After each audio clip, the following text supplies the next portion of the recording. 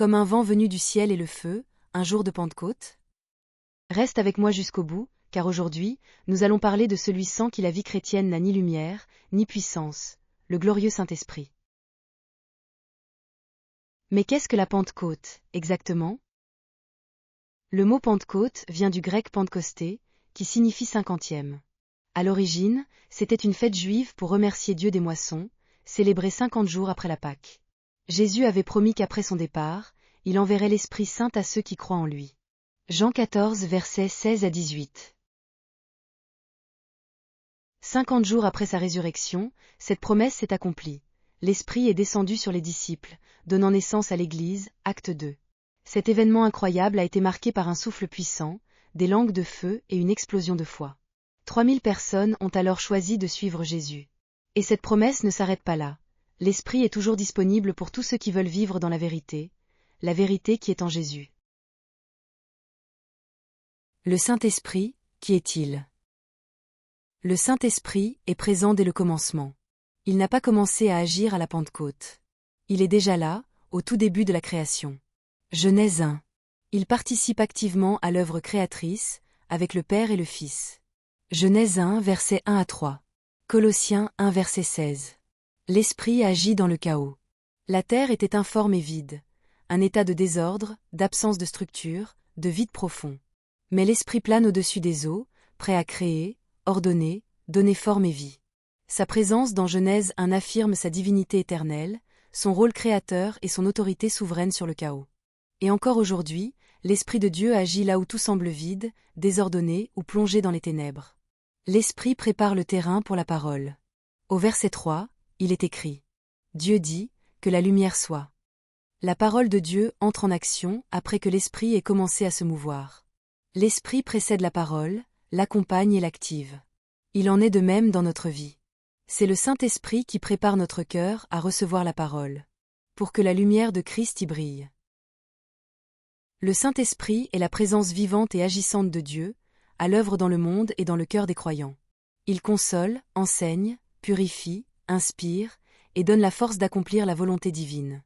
Invisible mais profondément réel, il est l'Esprit de vérité, le souffle créateur qui transforme, éclaire et renouvelle. Son rôle. Il console et encourage les croyants. Jean 14, versets 16 à 17. Il enseigne et rappelle les paroles de Jésus. Jean 14, verset 26. Il convainc le monde de péché, de justice et de jugement. Jean 16, verset 8. Il guide les chrétiens dans la vérité et les aide à grandir spirituellement. Jean 16, verset 13. Il donne des dons spirituels pour édifier l'Église. Première épître aux Corinthiens 12. Ésaïe 11, verset 2 décrit plusieurs aspects de l'Esprit. L'Esprit du Seigneur nous donne autorité, capacité de surmonter les obstacles et force d'agir avec assurance dans la mission qu'il nous confie.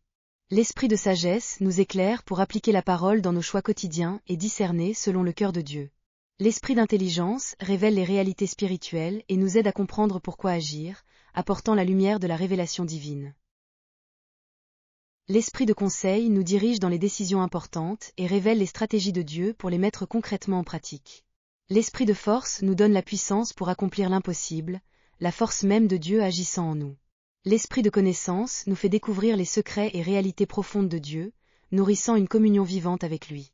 L'Esprit de crainte de l'Éternel nous garde humbles et conscients de sa sainteté, suscitant respect pour lui. Un jour, j'ai reçu un appel disant qu'une connaissance était hospitalisée et proche de la mort. À l'hôpital, elle était dans le coma, mais l'Esprit m'a montré une vision d'elle marchant hors de l'hôpital. J'ai dit aux autres, je ne pense pas qu'elle va mourir.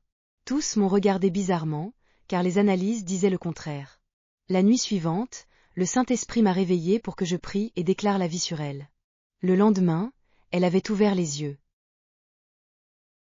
Les médecins disaient encore qu'elle n'en avait plus pour longtemps. 2 jours plus tard, elle mangeait déjà, et 5 jours après, elle sortait de l'hôpital en vie. Gloire à Dieu. Au cours de cette épreuve, j'ai expérimenté plusieurs facettes de l'Esprit.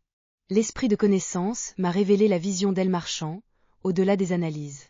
L'Esprit de conseil m'a révélé la prière et les déclarations de vie à proclamer. L'Esprit de force m'a donné la foi pour persévérer. L'esprit de sagesse m'a révélé comment m'appuyer sur les promesses de Dieu. Une autre fois, j'ai découvert une fourmilière devant la maison. Les solutions trouvées sur Internet étaient trop agressives. J'ai pensé à Dieu et à sa création. Je ne veux pas faire de mal à toute une colonie. J'ai donc cherché un moyen de les éloigner sans les détruire. Dans cette situation, plusieurs facettes de l'Esprit de Dieu se sont révélées. L'esprit de connaissance m'a fait comprendre que chaque créature a de la valeur. L'esprit de crainte de l'Éternel m'a inspiré le respect pour la vie. L'esprit de conseil m'a donné une solution douce et respectueuse. Et l'esprit de sagesse m'a appris à aller au-delà des dégâts pour répondre avec amour. Les révélations de l'esprit sont un trésor pour nous guider, nous éclairer et nous garder dans la paix et la vérité. Il faut se rappeler que le Saint-Esprit est sensible. Il est attristé par notre indifférence ou quand le péché prend la place de Dieu, mais il est tellement heureux quand il voit qu'on cherche la vérité, qu'on aime sincèrement et qu'on vit pour Jésus. Consolateur plein de douceur, sa puissance fait fuir les ténèbres et il est au-dessus de tout ce qu'on peut imaginer. Dans Matthieu 25, Jésus raconte l'histoire de 10 jeunes filles qui attendaient l'arrivée de l'époux pour entrer à la fête. 5 d'entre elles étaient sages et avaient pris de l'huile en réserve pour leurs lampes. Les 5 autres, imprudentes, n'avaient pas assez d'huile.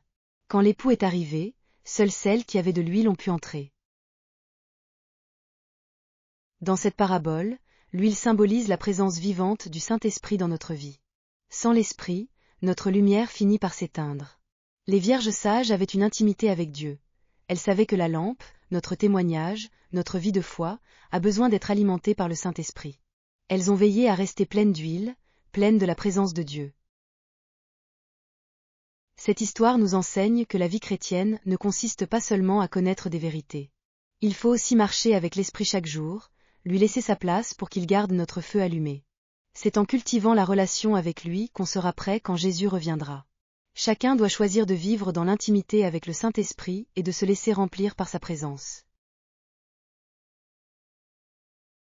C'est lui qui produit en nous de magnifiques fruits: amour, joie, paix, patience, bonté, foi. Et il nous donne des dons spirituels pour servir et bénir ceux qui nous entourent. Il ne force jamais, mais attend qu'on l'accueille et qu'on lui fasse de la place. Là, maintenant, tu peux simplement lui demander de venir remplir ta vie. Si tu veux, on peut prier ensemble. Jésus est le chemin pour accéder au Père et recevoir le Saint-Esprit. Si tu crois que Jésus-Christ est mort pour toi et qu'il est ressuscité, fais cette prière sincère. Merveilleux Père céleste, je reconnais que j'ai besoin de toi. Je crois que tu as envoyé ton Fils Jésus pour mourir pour mes péchés, et que tu l'as ressuscité. Je l'accepte aujourd'hui comme mon Sauveur et mon Seigneur. Merci parce que tu as aussi envoyé ton Esprit pour m'accompagner, me guider, me remplir et me transformer. Que la grâce du Seigneur Jésus-Christ, l'amour de Dieu, et la communion du Saint-Esprit, soient avec vous tous. Deuxième épître aux Corinthiens 13, verset 14.